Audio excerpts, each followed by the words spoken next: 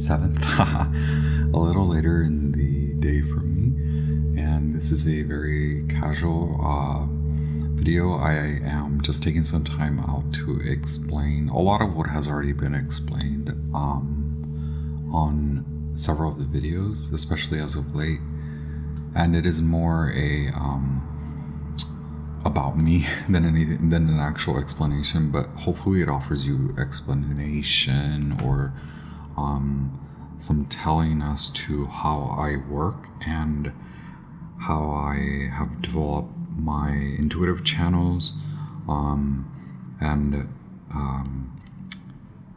what I am here to help you along with, right? Not necessarily what I'm confined by, so I don't like to use a lot of the labels for particular like initiate paths or union styles. they're all sacred, aren't they? But maybe that kind of points me to tell you really quickly that in general, I am a part of a particular initiate path that is obviously part of the Isis and Ra traditions. So I do help, no matter gender identity, I do help to heal and culminate sacred union through sacred play that arrives from healing the self. And some of you have already heard this. I'm usually fumbling around with my notes that I write. Typically I'm handwriting. Sometimes I'm looking at the screen, but I like to handwrite, and I do a lot of digital work, and I also love tangible craft work. You've heard this spiel, but I'm going to repeat it. While spiritual work requires healing, I help discover blockages and provide only some suggestions to move through false hope, place faith in true destiny, and create real movement and shift in your life. By no means am I any spiritual authority, and I suggest that you consult with your advisors, be it spirit guides, angels, medical, or financial. Tarot and spirituality is triggering. You'll continually hear that across all channels. Every tarot reader usually has this disclaimer. If they don't, they do. It's probably in their description, or they've probably said it somewhere in their video. So anytime you feel that you want to I guess comment about the style of, anyway, never mind. Yes, tarot and spirituality is triggering, so I also recommend guides like shamans, psychologists, and psychiatrists, or other medical and other holistic practitioners, right? By no means should you strive to be hyper independent. We are a collective working on unconditional love, and thank you for being here. I always honor our energetic exchange. Having said all that, I do also consider my type of work alchemy, and it really is just like healing, like surfacing, willing to do shadow work, willing to make mistakes to learn from and redirect, willing to realign. The ugly part can be actually surfacing stagnant or stuck, or maybe where even you've been in denial, and that's part of alchemy. And if I'm telling you I work with alchemy, then that means that I've also undergone all these processes and consistently undergo these types of methods to alchemize and transmute energy, and it's messy. That's why you contain yourself and you have a laboratory and you have your channels of communication open with boundaries set, and you treat yourself and others with unconditional love and respect. And if you go off grid, then you have access to help, and others have access to you, knowing that they have to honor your boundaries, etc., etc., etc. It's all good in the neighborhood. It's messy. That's about as creepy as it gets. Otherwise, it's for healing. So why would shadow work be not incorporated if it's for healing, for sacred play, for sacred union, etc., etc.? I am also a human design manifestor. So, I mean, I'm a manifestor by human design archetype, which is a style of astrology. And the reason I tell you this is because I do require a lot of sleep, because I tend to go, and I must acknowledge when I can't go anymore so that I can shut down and then regenerate, and then I can come back full speed ahead, right? And a lot of people don't work in that manner, and so it tends to aggravate a lot of folks. Manifestors have to speak up a lot, and I talk a lot, and so hopefully I'm giving you clues as to where I'm going, what I'm doing, what I'm manifesting. And this isn't like I'm manifesting a job or a house. It's like I'm manifesting realities, like teasing things out, teasing phases out, teasing multiple manifestations in one. So that's what a manifestor is. So not necessarily someone who works with law of manifestation, but someone who is a manifestor that generates a lot of intense, creative, sacral, like very powerful. It's not just consolidated in the sacral. It's like an entire body experience combined with timeline, combined with the power of the mind, and then the push that my body gives, and how much I force and energy, and people listen to me, and those that are repelled by me, they are repelled because of my energy, and it works very symbiotically, even though it's weird that not everyone would see me as a productive part of society, but here I persist, undoubtedly in a non-normative, non-traditional, non-conservative manner. It doesn't mean I don't like tradition or conservative topics or things, like in general, and I don't mean like politically. I just mean like, yes, I can be personally conservative, and then I can be personally and socially very wild and liberated and obnoxious and loud, and also very quiet and asleep and tired.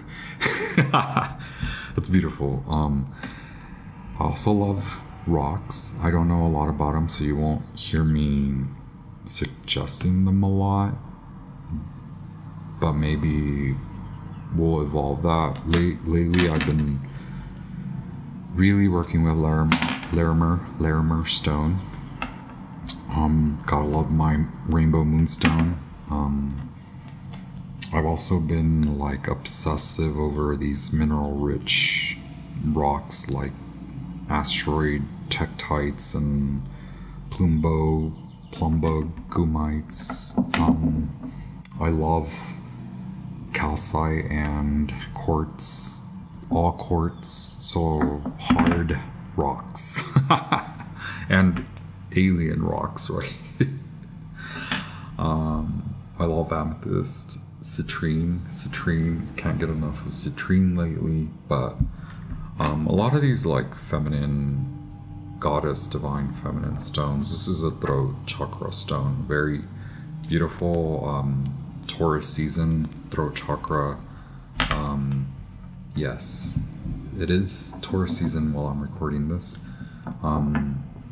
I do want to also recommend so I'm also an astrologer, and I highly recommend this book. It's like a very beginner basic, but we all know that astrology, we can try to simplify it. Even a basic astrology class is like college level. You have to know math and numbers and things. So yeah, I like to cast charts digitally, and I also like to draw and write and cast my charts like they used to back in the day. This is why I reference myself and refer to myself as a jester. My life right now is like very much a high priest in my personal craft, but in the world, because of my service and like the way I provide information, I'm the laughing. I love to laugh, and I love riddles, and I try not to give y'all too many of that aspect, but maybe I can do some videos where I can channel different energies like that, right? That would be cool, but I try to keep it very like light. I think people are already kind of freaked out by my deep voice. Sometimes I don't even understand where the voice is necessarily coming from. A lot of dissociative, out of body, earth to me, right? Like, so yeah, I'm far out. My Mercury sits, my natal Mercury sits at 24 degrees of Aquarius, so almost out of bounds, if not out of bounds, which just means I think way too much and I talk a lot. My sun is in Pisces, but it's just beat down by Saturn and my Mars in Scorpio, my Jupiter in Capricorn. No one cares about my sun in Pisces, not my Aries rising, and not my moon in Sagittarius, not my Mars in Scorpio, not my Saturn in Scorpio, no one cares about the Pisces sun. Although it is the ruler of my chart, right? 12th house, baby. 12th house. Pisces. Okay? What it do? So I have here personal value oracle deck that I created that I'm just going to call the values deck. The values oracle deck, or values deck for short. The values. I appropriated the personal values sort, which is a card sort made up of about 80 to 90 cards that have a value listed on each one. They are used in talk therapy settings where your therapist guides you to prioritize the values accordingly at the time that you're evaluating them, right? From high importance to a low level priority.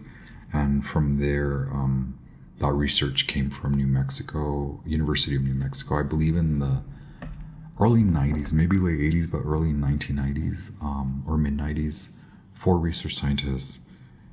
I took that deck, and then I added a lot more, I would say concepts, are not really even values. So it's a mix of values and spiritual concepts. It's evolving. and I love it. It speaks a lot, and when I was hesitant to bring it to readings, and once I started bringing it to the personal readings and people started responding, the response to these in my actual readings that I do for people, it has been, I didn't expect that it would be an oracle, so we'll see how it goes. A lot of fun stuff. I've even left some blanks. So obviously sacred union is not a value, right? Spell work is not a value. Rebirth is not a value. Sacral or sacred is not a value. But popularity is a value, right? Root is not a value, but authority is a value.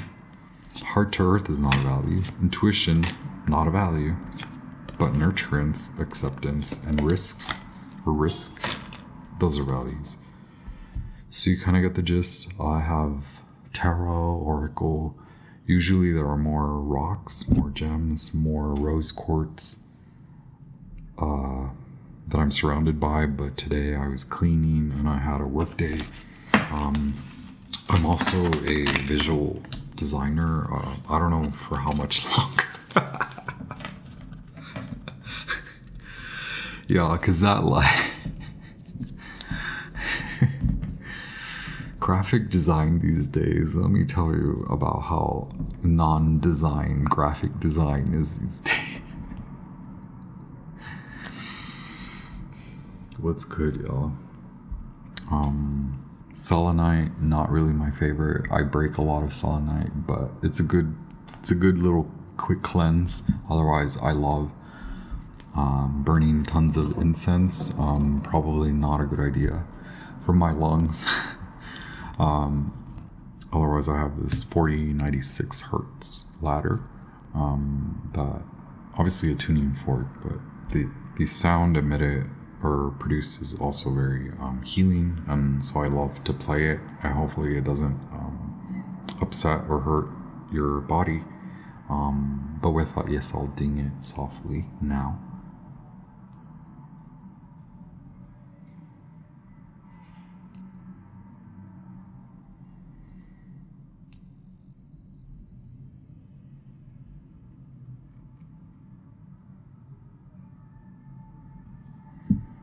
Alright, other fun things. I'm learning more about mediumship. I already honor that I have a connection to being a medium, but I need to practice more. Obviously, I love astrology. Evolutionary, I'm learning a little bit more about predictive astrology, which I feel confident. And I'm still trying to figure out how to mesh that in with all the tarot, because I'm trying to figure out if the sign readings are a little bit too much. They are very powerful from what I've been told, and I already felt that I was doing predictive astrology.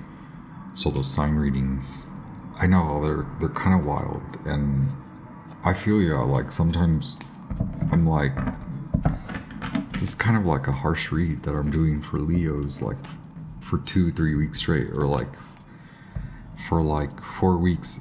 The Sagittarius readings were like very down.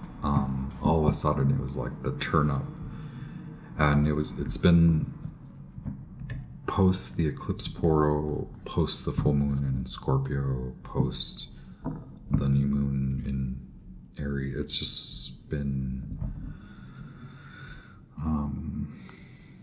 the gates to a lot of channels are open. Love messages coming through. I obviously work with Mercury. Mercury obviously covers a lot of terrain. Mercury's Cupid. Mercury is God. Mercury is the messenger. Mercury is the shadow worker. Mercury is the birds. It's your ancestors. It's Mother Aya consciousness. I honor Mercury, Hermes, and yes, Thoth, all the variations and mythologies of our beautiful Mercury. I work with Goddess Isis and the Sun God. So yeah, hopefully. Oh, I love this. Look, it won't go away. Union and friendship and rebirth, non-conformity. All right. If you're here for the blank slate, for health, for intuition, for your heart to connect to your earth, nurturance, authority. These were all the ones that came out, right?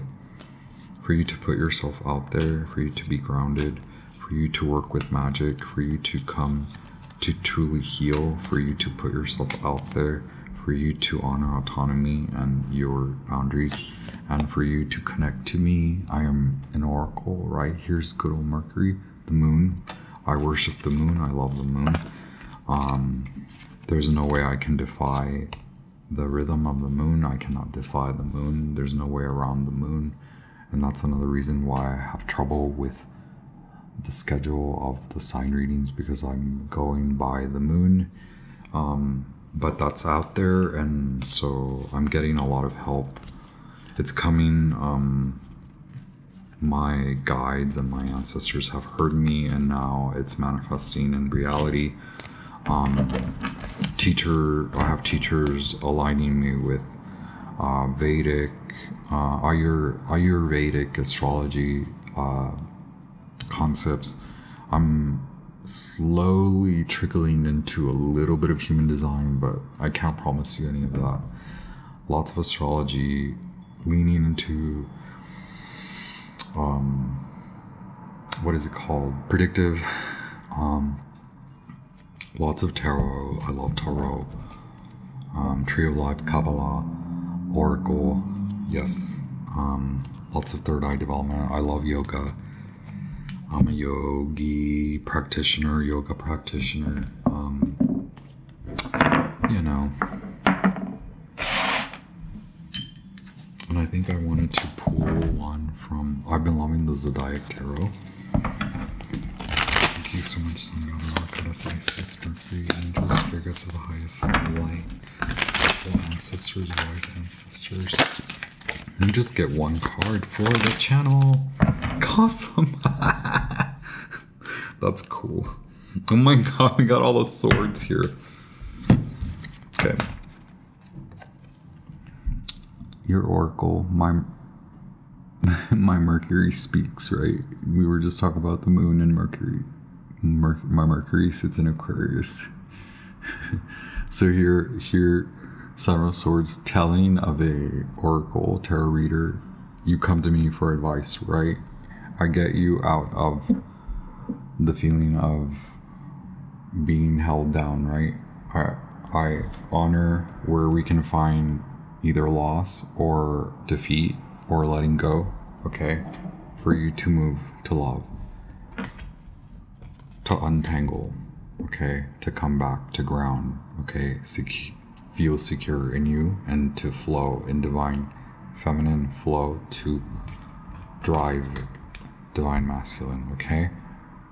Evolving for alchemy, okay? Temperance, Sagittarius. There's the rest of my moon, right? My Uranus sits in the degrees of a ficus in Sagittarius, about 13 degrees, and my moon is at 15 degrees. So my moon and my Uranus are near each other, and that's why you get psychic power vision from me, and that's why you also get psychic power and vision and oracle suggestions. I see many, okay? I see channels. I parse and sift and log on to good ones, okay? for temperance. How about that for Seven of Swords reading with an 8 of Swords and 5 of Swords?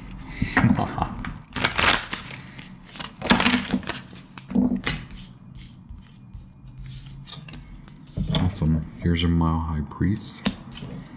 Here's confidence, strength. Here's the Magician. And here's what we're up to, creating our sacred play. Thank you very much. I honor you. I honor your wishes and your paths, many that you'll embark on your journey. I'll be back with actual readings. Thank you. I know this is a long intro, but what to do? Thank you to Alex Tran, who is my very fast becoming a good friend of mine, and also I work with them at the crystal shop in town, where I do in-store readings, and she's also helping me with the sound. So stay tuned, because this thing's gotta go, right? This is not that good, but you know what it do. I'm new here.